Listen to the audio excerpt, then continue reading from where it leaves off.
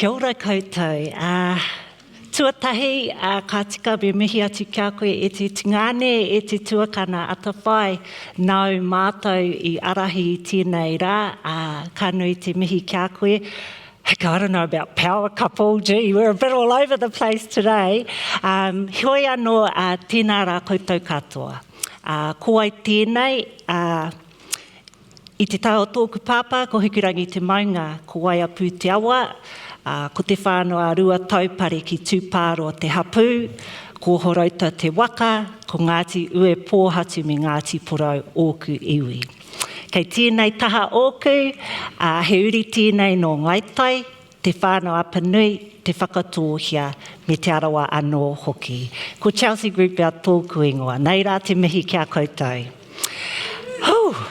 When you get asked to participate in events like this by people you deeply respect, like Te Pūoho and Katie, as petrified as you are, one of my leadership lessons is that you must embrace these opportunities. The opportunity to stretch and grow and be totally outside of your comfort zone is what extends us as leaders. So here we are, whānau. I was asked to talk today about governance and philanthropy, and in particular promoting te tiriti in deeply colonial spaces. So I will talk about that, but I think at its heart, my kōrero is really a celebration of whakapapa and amplification of legacy, and as my mate Che Wilson would say, celebrating tupuna brilliance. Behind me are my Māori kura, so this is where I start. I am blessed to be descendant of these amazing women, women who exemplify leadership and resilience. They were matakite, they were healers, they were educators, they were bridge builders. And their values and principles of action are what are imbued in me. So I want to talk about 4 of those principles of action. The first is the power of whakapapa. The second, the power of whakawhanaungatanga. The third, the power of tikanga. And finally, the power of active listening. Probably the most underrated governance skill I've seen around the board table. So if I speak to the power of whakapapa, I was really blessed to spend a lot of time with my tupuna kuia, Ani Tuatua, second from the right up the top. And during my master's thesis, I interviewed her over a period of weeks, and we talked about her mahi at Māori Affairs. She was a Māori welfare officer based out in the regions. And her mentor was Te Rangi Hau. She spoke about one time they went to this hui in Tūhoi. It was a tense hui. The kaupapa must have been about whenua. She was quite anxious about it. It was a marae she'd never been to. Anyway, Te Rangi Hau assured her, we'll be sweet, we'll be sweet. And she said in his whai kōrero, he magically wove in her whakapapa. He connected our Papa Paura Delamere, leader of the Ringatu Church and brother to her father, Waihana Delamere, my great-grandfather. And she said in that moment, she saw the tension ease. She saw smiles, and she knew they were going to be okay. When we reflected on this, she said to me, Chels, whakapapa opens doors, but it's the way in which you conduct yourself which ensures they stay open. So be humble, be respectful, always.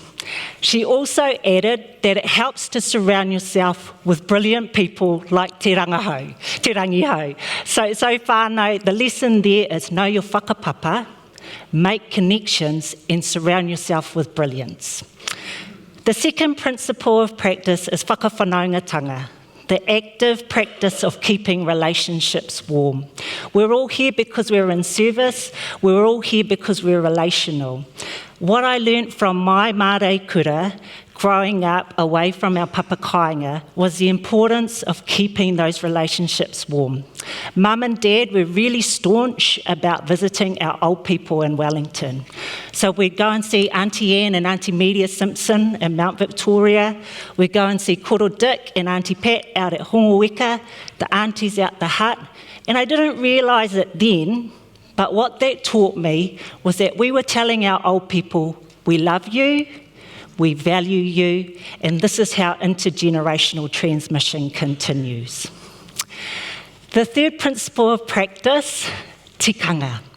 Understanding tikanga and the practice of tikanga. Kāre mātou he whānau I tipu reo Māori mai. My parents did not have the reo, but they were really staunch about tikanga. The laws of tapu and noa, the laws of keeping your house spotless, all of these things we innately grew up with. And for Mum, manaakitanga was paramount. Always putting the best on for guests, seeing them out to the door, sometimes to the car, waving them down the street. All those practices, which are really important, which have held me in good stead in my leadership role. And finally, the principle of active listening. As an only child for 10 years, I was dragged around to multiple hui, off to kapa teas with our pakeke, so I learnt to sit and listen and observe. You watch our kuia and their body language. You know when auntie's hoha, you know when nanny's angry, you know when the conversation is not for your ears, so you move out of the room and sneak around and listen anyway. All skills that are so valuable around the board table. So, if I think about philanthropy, hands up if you know what philanthropy is. There ain't many hands up. So, before I came onto the J.R. Mackenzie Trust, I didn't really know what philanthropy was. I could barely pronounce the word. And, you know, the Oxford English Dictionary talks about philanthropy as being the act of giving of funds for a humanitarian cause. It also talks about this notion of giving and generosity. So when you look at philanthropy through a Western definition, it all sounds quite harmless. Heoi anō. Our Indigenous scholars have a different perspective. Edgar Villanueva, the author of Decolonising Philanthropy, describes philanthropy as an anachronism, basically out of date, out of touch. Whaiani Mikaere also challenges philanthropy and says we need to decolonise this space. We need to fund the revolution, support by Māori, for Māori initiatives, and decolonise our practice and acknowledge the elephant in the room that is racism, that is white supremacy. So pretty heavy stuff, so why would you get involved in this? Well, whānau, I come from a line of healers, of bridge builders, of educators, and there is huge opportunity in this space for healing and restitution. So, just press this. I'm blessed and privileged to chair J.R. Mackenzie Trust. The trust was set up in 1940 by Sir John. He's top left, and his wife, Lady May. His wealth came from the Mackenzie stores, kind of like farmers' stores that were all over New Zealand. And essentially, he gave a third of his profit to the trust and set up an investment company with our trust being the majority shareholder. So that's where we derive our funds. Now, family philanthropy is quite different in the respect, and particularly our trust, thank God, because our funds do not derive from an extractive industry. Globally, the philanthropic industry is worth over $1 trillion. Of that money, 0.6% is divested or directed towards Indigenous development. So we've got a long way to go, whānau, and also we've got a long way to go in terms of building our insights around what that looks like in Aotearoa. Heoi anō. Sir John had two sons, Don and Suroi. Don, unfortunately and tragically, passed away, so Suroi, who is down the bottom here with his kids, was the sole heir to the J.R. Mackenzie legacy. Now, over time, Sir John and his sons saw the need to bring in different voices into the trust. He is described as a man who was a community volunteer, a humanitarian, so he could see off the bat that what he was getting around his board table, and you'll see that board table in the middle there, 1985, was not reflective of our communities. And I want to add that early on in the whakapapa and legacy of this trust, J.R. Mackenzie, Roy Mackenzie, invested in kaupapa that other Pākehā would not. Women's Refuge, Te Kohanga Reo, setting up Te Omanga Hospice, Māori nurses. So when I think about te tiriti, although we don't have an explicit statement or policy about it, it is embedded in the DNA of our trust. Now I want to acknowledge Papatūroa Royal, who was the first Māori trustee co-opted onto J.R. Mackenzie Trust, out of the need and desire of the Mackenzie family to have more Māori representation. Following Papatūroa, we had Whaia Miriama Evans, Papa Sir Archie Taiaroa, Chief Judge Joe Williams and Koka Josie Keelan. So a formidable array of Māori have sat around this board table. So I want to mihi to them and acknowledge them. The next wave, we had Che Wilson, Charisma Rangipuna, Paula King, Mania King and Panya Ellison. So I come on the tail end of what I consider to be greatness. And so it is my great privilege to look at how we build on the legacy of the trust. Now, if I think about the cool stuff we've been able to achieve, you'll see a picture of our current board, 40% Māori, 40% Pacific, 40% Pākehā, 20% Pacific. We have 2 po Māori working for us now. We did an analysis of our investment and over 50% of the trust's funds last year were directed to Buy Māori, For Māori development.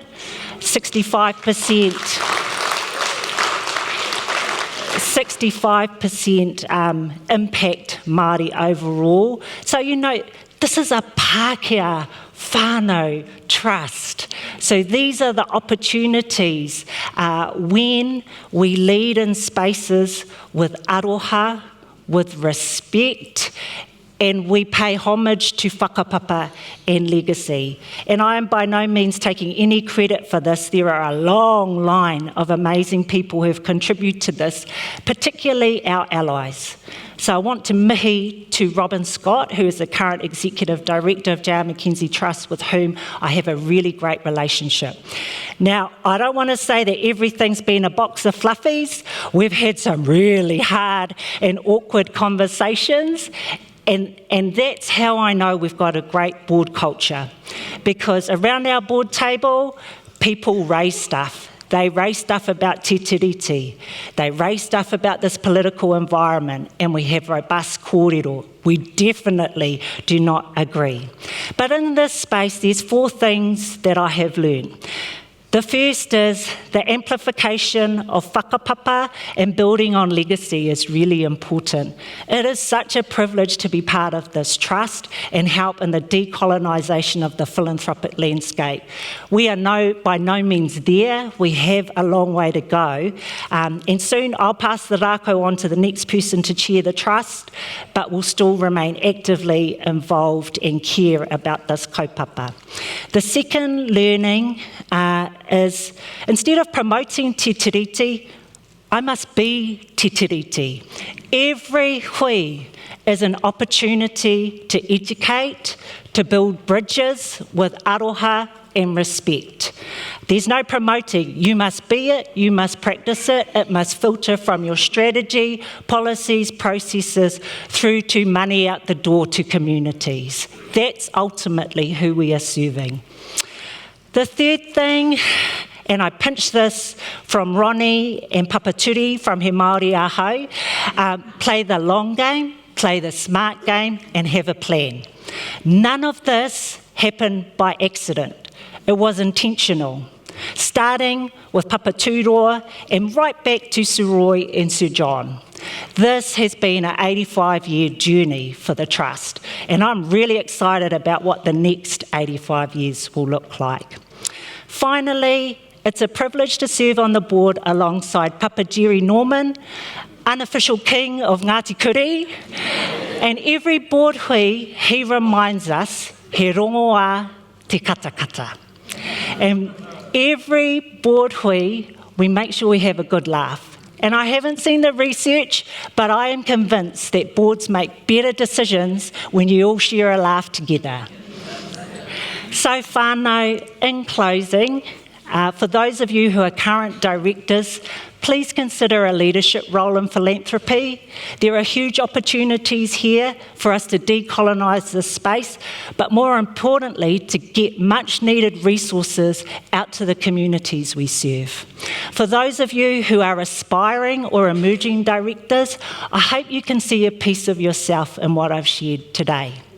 Make a plan, find a mentor. There's heaps of them there. Just hit someone up and put into action that plan. There's no one way to get into governance. But first, you've got to believe that you can do it. And we can do it, whānau, because our communities, our mokopuna, need us at that decision-making table. Nō reira, huri noi te whare, tēnā rā tātou katoa. Awesome, Guz. Awesome. Thank you, Guz.